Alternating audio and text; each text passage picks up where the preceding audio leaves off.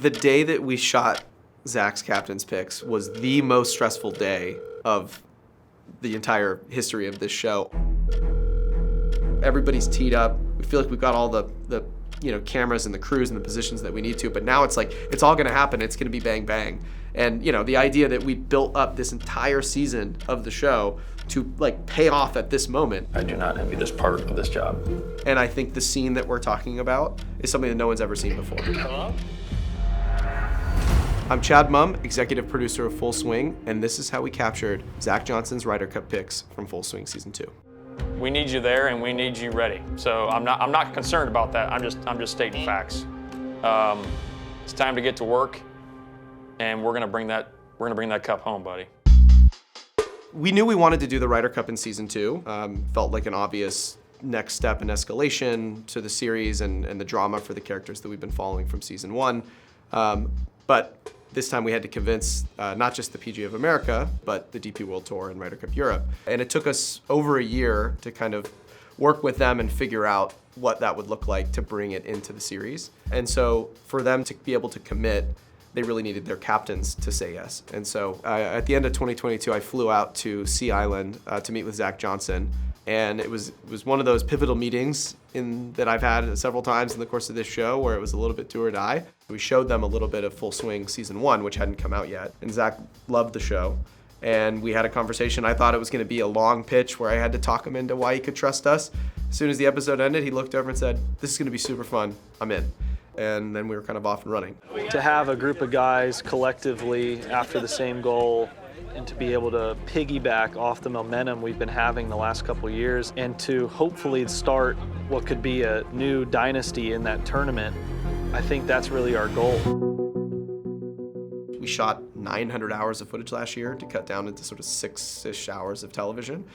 And it's really hard to predict who's gonna win a major. But for the Ryder Cup, it was something we knew was gonna be drama. And so it was important to us to build it in, almost the anticipation to that event across the arc of the entire season. So when you watch the show, you'll see Ryder Cup kind of comes up almost in every episode as a key dramatic beat for all the characters and subjects of the series. And what we love about the Ryder Cup, what made it great from a filmmaking perspective, is it's one of the few times we could ever predict like with certainty that we were gonna have a dramatic moment at this time on this day, and if we could nail the logistics, we could have our cameras there.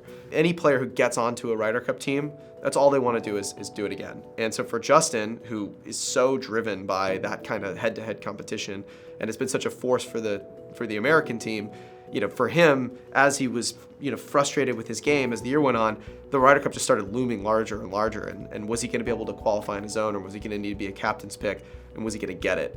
The first time I sat down with Keegan Bradley at the beginning of the season, and we asked him what his goals for the season were, it was just about the Ryder Cup. It was like, I wanna do everything I can to get back on that team. But he knows he's getting older, and this might be his last chance to play on a Ryder Cup team. So for him, every single thing, every decision he made, every tournament he played was building up to how do I earn myself a slot on that team? And if it comes down to a captain's picks, how do I put myself in the best position to get picked? One thing I'll say is being a Ryder Cup captain is a tremendous honor, but it is a lot of work. And having seen it up close, it is a full-time job where you've got a 50% chance of being a hero or being a villain. So the fact that they both agreed, Zach and Luke, to let our cameras be there for pretty much everything, the entire season, is unprecedented. And I think the scene that we're talking about is something that no one's ever seen before.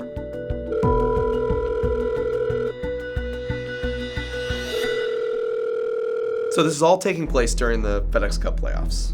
Zach has been scouting out his players. I believe after the BMW Championship, the qualifiers were locked. So Zach knew who his 6 auto qualifiers were. And we knew that he was gonna make the captain's picks after the Tour Championship, but we didn't know if it was gonna be Sunday, which was August 27th, or potentially Monday or Tuesday. So we flew a crew to Frisco, where Zach was, as he was sorting through his kind of last minute, trying to make the call. Who's it gonna be? There was a lot of conversation about having some veterans around, given you had guys like Wyndham Clark and Brian Harman who were major winners for the first time, sort of on that team for the first time. Max Homa had never played in a Ryder Cup before. And so I think they were waiting this idea of experience and sort of current form. We knew that Rickie Fowler was really on the bubble. We knew that Justin Thomas was on the bubble. We knew that Keegan Bradley was on the bubble. We assumed that Jordan Spieth had probably done enough to get a captain's pick, and given that he's kind of the heart and soul of that team, but we weren't entirely sure. We thought the first calls were going to go out Sunday, so we asked Jordan Spieth if we could ride with him to the airport. So we get a camera crew in the car with Jordan with this idea that he's going to get a phone call from Zach on the 27th, and they make it all the way to the airport, and there's no phone call. And so Jordan gets on his flight and leaves, and we're like, well, we tried, and so we thought, okay, well, at least maybe that'll be tomorrow. So he flies back to Dallas. I fly back to my office. We've got a crew still in Frisco with Zach, which we know we're going to film. We're hoping that the next day he's going to make his picks. Then we had a crew in Jupiter, Florida, because we wanted to capture the Rickie call and the Keegan call.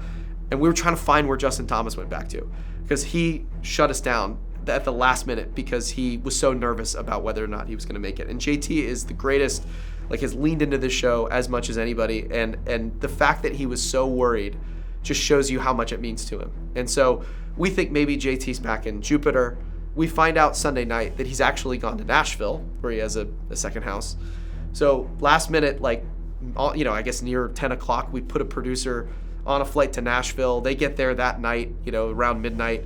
And we just send her first thing in the morning. So this is now Monday morning. We send her to his neighborhood where we know he has a house, and we'd filmed there before. And in the meantime, we had our crew filming in Frisco, and we had a crew in Florida and Jupiter that had to get from Keegan Bradley's house over to Rickie Fowler's house, which is they're 2 miles away. So how do we be there for the call and then get to Rickie's house and get it set up and capture that moment? It was a wild amount of coordination. I mean, we had 3 film crews in 3 different time zones. I'm out here in LA. It's 6 a.m. as this is all going down. I felt like I was in a war room or something, because we're sitting here in this conference. I'm looking at texts from everybody, and everything's firing back and forth, and we're hopeful and trying to get it. And it was just this whole thing happened in about a 25-minute period. Everybody's teed up. We feel like we've got all the cameras and the crews and the positions that we need to. But now it's it's all going to happen. It's going to be bang bang. And the idea that we built up this entire season of the show to pay off at this moment. I mean, we had multiple episodes kind of hinging on this happening. And on our kind of mantra filming this thing is, if it's not on camera, it never happened. Our producer in Frisco sends me a text sort of 6:07 in the morning, and he sends me the list of the picks. And so we see the list, and Keegan's name's not on it, and it was heartbreaking for us, because Keegan is the greatest, dad and professional, and obviously an incredible player. And when we started the process of adding Keegan to the show, he said, listen, if it comes down to a captain's pick, I want you there, yes or no. And a week before, we had said, I talked to him, same thing. I said, listen, we think the picks are either going to be Sunday or Monday. We're going to have a crew in Jupiter. Is it okay if they come over? And he said, yes or no, bring them. So Zach says, okay, I'm going to start making the first calls. So his first call's to Jordan Spieth. We captured that conversation. I wish you could see what I'm looking at right now. I'm changing a dirty diaper currently. Well, I didn't even see that you called. You want to go get some points in Rome? Yeah, man. Love to. All right, buddy. I need you. Calls Brooks, tells him, made the team, congratulations. BK. What's going on? I would love to invite you to be a part of the 2023 Ryder Cup team. Perfect. I'm super pumped and honored, man. Makes a few of these calls, and now he's got to make the Keegan call. You've done great so far. It'll be fine. I do not envy this part of this job. And it's, you just could feel how hard that decision was for him. And Zach knew the weight of that decision. And also he's friends with these guys and knows these guys and has been their peer for a long time. And that dynamic shift from being someone's peer to being their sort of boss in the form of being their captain and making a decision that affects their legacy and their career kind of that's out of their control. It's totally unprecedented in pro golf. So here's Zach, kind of making the decision that potentially could affect Keegan for the rest of his career. It might never make it back onto a Ryder Cup team. And will forever be known as the guy who almost got the pick. I'm talking to our producer in Florida. He's like, I'm pulling up to Keegan's house right now. We're like, okay, you got 5 minutes to get in there. Get a call from the producer. We have the wrong address. So somehow, we had filmed with Keegan at his house before, but somehow it got misprinted on the call sheet. And so our producer's at the wrong address. So he's 2 houses down. So I have to call Keegan to ask to confirm what his address is. So I call him, knowing this call is potentially 5 minutes away from happening. I call him, he answers. I say, hey buddy, we got a crew here. Can you just confirm that this is your address? And I was like, and is it okay if we still come in? I know, you know we were gonna be around, but is it okay? And he's like, yeah, come on in. So, we go 2 houses down, open the door, we run in. As soon as we sit down, he gets this devastating phone call. Hey, Zach. Hey, buddy. Thanks for being patient with me. There's no easy way to say this, my friend. I find it just best to go in a different direction this year. It's nothing you did or didn't do, because you're amazing on and off the course. I just feel like it's best this year to go in a different direction. I would love to take 30 guys, and I cannot. And just know that I'm so grateful for you. Okay, Zach, I understand. Wishing you obviously good luck and hope you guys go over there and win it. Thank you, Keegs. I appreciate you, buddy. Okay. All right. Thanks, Zach. Thank you, bud. Take care. Okay. Bye. Bye-bye.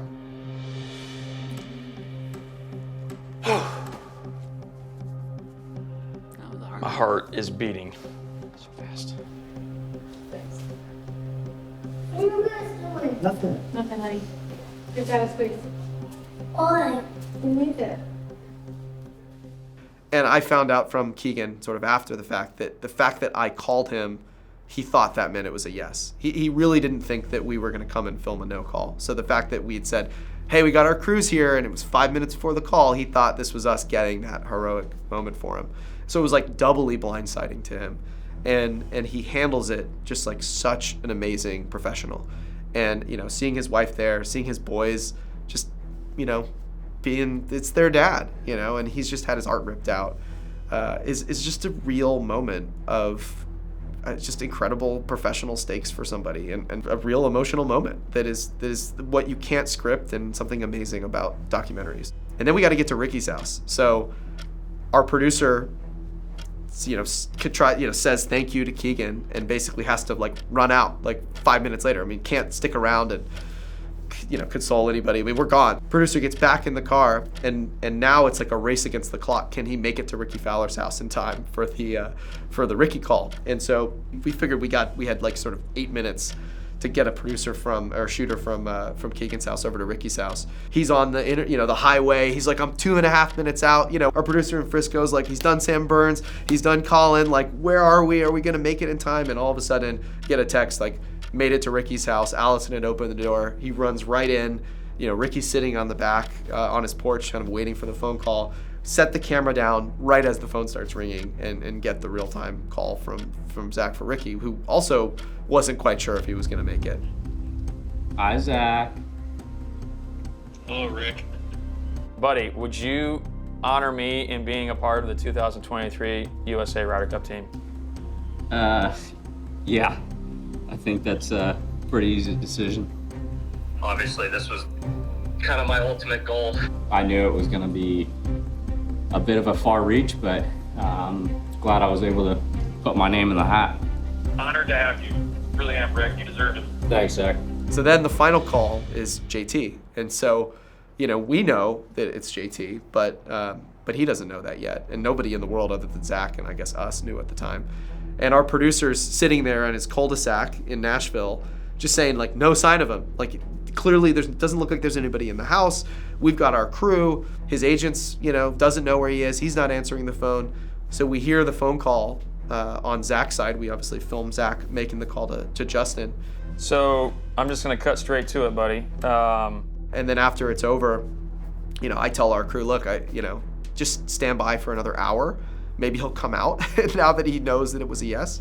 I text Justin, tell him congratulations, told him that we were filming the Zach side of it, and, he doesn't respond.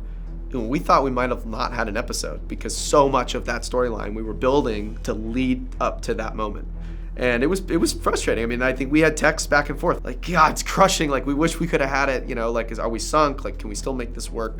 And then about an hour later, I get a text from JT with a video that Jill had taken, and he said, I think you'll like this. I would like to ask you to be a part For the 2023 Ryder Cup team. Yeah, I think I can make that work, Zach. That's amazing. Fucking A, man. God, that's stressful. You did it to yourself, you know? I know I did. But I say all that, JT, we need you there and we need you ready. So I'm not concerned about that. I'm just stating facts. It's time to get to work, and we're gonna bring that cup home, buddy. Absolutely, man. He was too nervous to sit around the house, so he left, snuck out the back way and went on this long walk and asked Chill to film it. He said, "I hope this works. Maybe you could use it." And it was like the greatest thing ever. And when we realized that we got it, it was just relief for everybody, because I think if he felt confident that he was getting the pick, or had tipped his hand, or someone had, he'd found out, he would have let our cameras in there. He would have wanted to see that, but he was too nervous. He didn't think it was gonna happen. And then about 4 hours later, he sends me a picture with him with a giant largemouth bass, and that's how he went fishing to celebrate. And so you are seeing, for the first time ever, an extremely real, extremely dramatic moment, like captured in verite. And the scene almost plays out in about the amount of time that it went down. And so for us to kind of hinge an entire season, which we've been building to, on this 120-minute period, after it was over, I was like, I think I just sat down on a couch. It just was like, I can't believe we got it. And now, let's go to Rome.